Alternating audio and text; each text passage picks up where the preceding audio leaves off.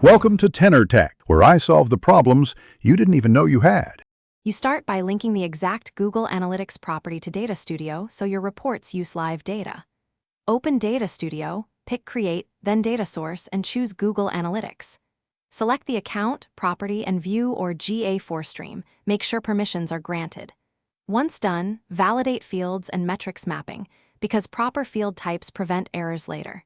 If you need custom dimensions, add them now. This first step ensures reports reflect accurate sessions, users, and conversion metrics from the correct source. Now build the report layout. Add pages, then insert scorecards for totals and time series for trends. For each chart, choose the right dimension and metric. For example, set date as dimension and users as metric. Use filters to include or exclude traffic, and add a date range control so viewers change periods. If you need multiple GA sources, blend data by matching keys like date and campaign.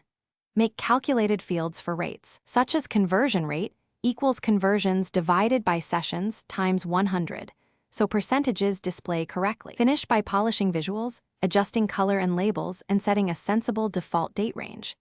Add interactive controls, filters, drop-downs, and drill-downs so viewers explore data.